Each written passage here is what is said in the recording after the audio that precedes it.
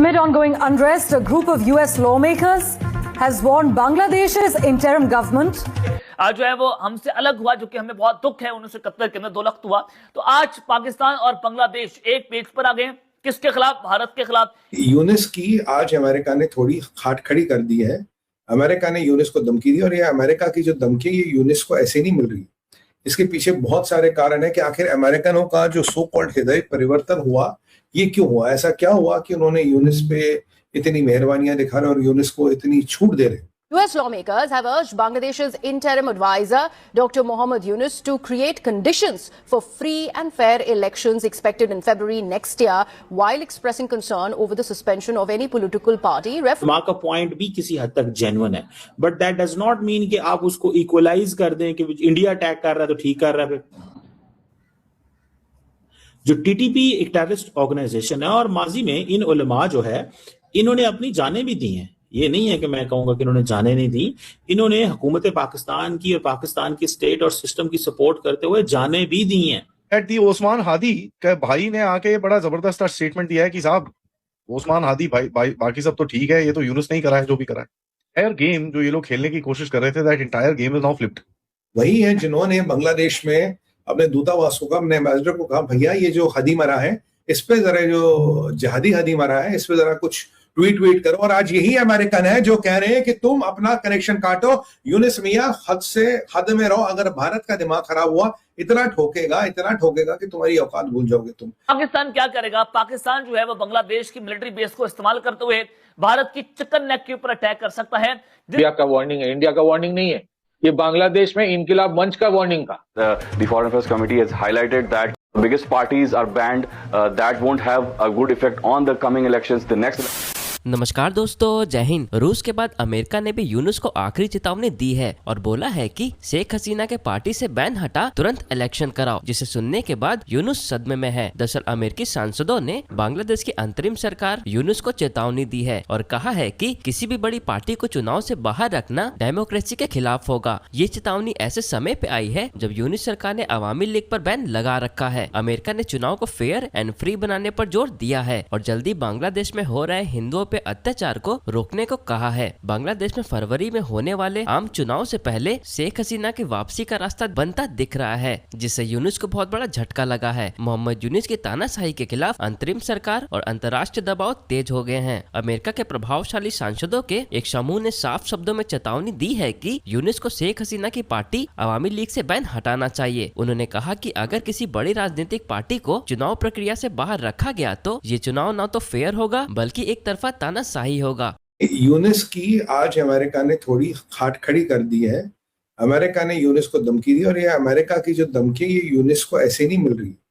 इसके पीछे बहुत सारे कारण है कि आखिर अमेरिकनों का जो सो कॉल्ड हृदय परिवर्तन हुआ ये क्यों हुआ, ऐसा क्या हुआ कि उन्होंने यूनिस पे इतनी मेहरबानियां दिखा रहे और यूनिस को इतनी छूट दे रहे। इसके पीछे की कहानी है। देखिए, यूनिस को आज फोन जाता गोरंस्की का। गोरंस्की यानी कि जो अमेरिका का एम्बेसडर है भारत में, उसने यूनिस को फोन किया और बोला कि भाई ये जो तेरा सिस्टम चल रहा है ये चलेगा नहीं। क्योंकि आपको याद होगा जो गोरंस्की है उसका गौर जो है उसको इस पूरे क्षेत्र का कुछ strategic command what Donald Trump ने एक लंबा चौड़ा डिजिग्नेशन दे दिया। बेसिकली इस पूरे क्षेत्र का वो नया पावर ब्रोकर है, डोनाल्ड ट्रंप कह रहे हैं। अब उसका यूनिस को फोन जाने का मतलब है कि अमेरिकनों ने हाथ खींच लिया है। अमेरिकन के हाथ पकड़ के तो अब तक जो चल रहा था उसकी एक लिमिटेशन है। इसके आगे अमेरिकन तुम पे ट्रस्ट नहीं करते because you are a person who can not deliver the goods. मैं आपको हमेशा कह रहा था अमेरिकन में ये क्वार्टर वाले लोग हैं, they think everything in quarters. और अगर उन्हें लगा 2 quarter 3 quarter 4 quarter Younis is not able to deliver the goods, they will cut loose, they will cut Younis loose कि भाई यूनिस को छोड़ो, धक्का मारो, let's cut him loose, let's forget Younis and let's find some other person who can really deliver the goods for us। ये Americans की thought process है और इसी थॉट प्रोसेस को लेके अमेरिका आगे चलता है, इसी थॉट प्रोसेस को लेके अमेरिकन्स आगे चल रहे हैं। तो यूनिस मियां आपका तो अल्टीमेटम आ गया, क्योंकि अमेरिका ये वही है जिन्होंने बांग्लादेश में अपने दूतावासों का, अपने एम्बेसडर को कहा भैया ये जो हदी मरा है इस पे जरा, जो जहादी हदी मरा है इस पे जरा कुछ ट्वीट करो। और आज यही अमेरिकन है जो कह रहे हैं कि तुम अपना कनेक्शन काटो, यूनिस मियां हद में रहो। अगर भारत का दिमाग खराब हुआ, इतना ठोकेगा कि तुम्हारी औकात भूल जाओगे तुम। भारत में जो आक्रोश है, भारत में आज जो वीएचपी के हमारे भाइयों ने प्रदर्शन किया, उनपे काफी पुलिस ने थोड़ा उनको कंट्रोल करने की कोशिश की। और ये जो हमने बांग्लादेश के हाई कमिश्नर को समन किया, और आज भारत ने फिर इन्होंने हमारे हाई कमीशन को समन किया। कुछ देर पहले भारत ने फिर बांग्लादेश के हाई कमीशन को समन किया और अच्छी तरह से बताया, भाई साहब ये जो चलेगा ये चलने वाला नहीं, ये सबको ठीक करना पड़ेगा। ठीक नहीं होगा तो भारत ठीक करने की क्षमता रखता। मैं मानता हूं कि ये धीरे धीरे एक मिलिट्री कॉन्फ्लिक्ट की ओर जा रहा है, और इससे अमेरिका को डर लगता है। अमेरिका चाहता नहीं कि they are caught with their pants down, क्योंकि लफड़ा सीआई ने करवाया, लफड़े के पीछे सीआई नजर देख रहा, चीनियों ने पैसा फेंका, अमेरिका मुन्नी नाची थी, मुन्नी के बाद तबलची नाचे थे। और ये जो दूसरे स्टूडेंट लीडर पे हमला हुआ, सब कहानी थी। अब कुछ एनसीपी के लीडर्स को मैं आज देख रहा हूँ कि उनको जी बंदूक दे दी, उनको जी सुरक्षा दे दी, उनको जी ये कर दिया वो कर दिया। सुरक्षा देनी थी क्या? पहले 2-4 के टपकने का वेट कर रहे थे, दे रहे थे। गनमैन देने के लिए बांग्लादेश को इतनी क्या तकलीफ है? ये हद्दी तो रिक्शा पे घूम रहा था। कहानी ना हद्दी की है ना कुछ है। ये सारा CIA, ये सारा ISI का गेम है, ये सारी चाइना की खिचड़ी है। मैं आपको कह रहा हूँ, बांग्लादेश ऐसा कंट्री है जहां ये सारे इकट्ठे हो गए। पर आज गोरंस्की का फोन करना और उसका ट्वीट करना, ये चीज को जरूर बता रहा है अमेरिकन अपने हाथ धो रहे हैं। मैंने तुम्हें कहा था मुल्ला यूनिस, और मैंने तुझे कहा था मुल्ला मुनीर अब्लिक मुनिया, Americans have art of cutting people loose. जब तुम उनके लिए लाइबिलिटी बनोगे, they'll cut you loose, they'll just forget you। तुम्हें गिद्धों के हवाले छोड़ देंगे, they'll push you under the bus। और जो भारत का, आज मैं भारत की तैयारी को देख रहा था, कुछ लोगों से मेरी बात भी हुई, और जो भारत की, और जो इस इंसिडेंट को लेके रशिया हो, कनाडा हो, यूके हो, दुनिया भर से जो बदसना हो रही है, और खासकर तुलसी गबार्ड की अगर आप भाषा पढ़े, जो उन्होंने बदसना की है, उन्होंने जेनोसाइड की डेफिनेशन लिख दी अपने प्रोटेस्ट में।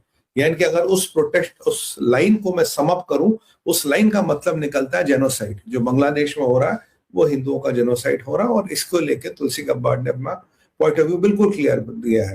यानी कि दुनिया भर में जो लोगों का आक्रोश आ रहा है, जो दुनिया भर में लोगों का गुस्सा आ रहा है, वो बिल्कुल क्लियर है, वो बिल्कुल मतलब ब्लैक एंड व्हाइट है। अमेरिका हाथ खींच रहा है, पाकिस्तान और चाइना के हाथ कब खींचेंगे ये नहीं पता लग रहा।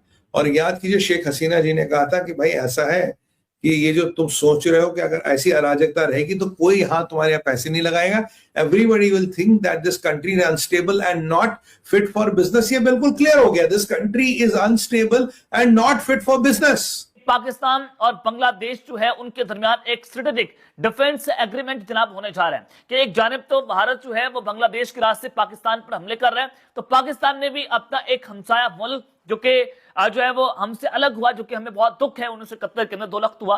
तो आज पाकिस्तान और बांग्लादेश एक पेज पर आ गए। किसके खिलाफ? भारत के खिलाफ एक डिफेंस एग्रीमेंट होने जा रहे हैं, और बांग्लादेश के आला सतह का वफ्द जो है पाकिस्तान का दौरा भी करेगा, उनकी फौज का।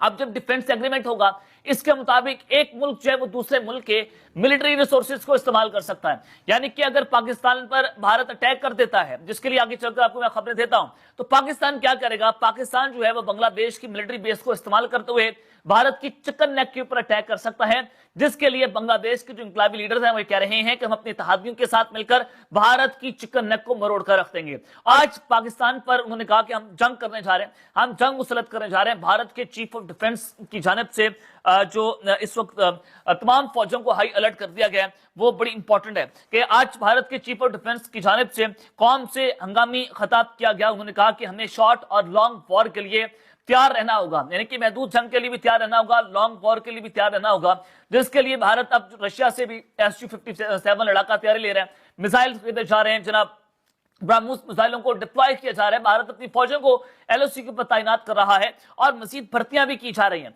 आज वज़ीर दाखिला भारत के अमित शाह की जानिब से हाई लेवल मीटिंग जो है वो चेयर की गई, जिसमें उन्होंने पाकिस्तान के हवाले से जितने भी बड़े थिंक टैंक से उनको बुलाया हुआ था कि हम पाकिस्तान का पानी कैसे बंद करेंगे। यानी कि पाकिस्तान पर एक आबी हमला होने जा रहा है, और बल्कि आबी हमला हो चुका है। ये चिनाब और दीगर जो हमारे दरिया हैं उनका पानी भारत की जानिब से रोका गया है, और हमारा पानी जो है वो कम होता चला जा रहा है, जिससे फसलों को नुकसान हो रहा है। एग्रीकल्चर लैंड जो है वो इस वक्त बहुत बदतरीन तरीके से मुतासिर हो रही है।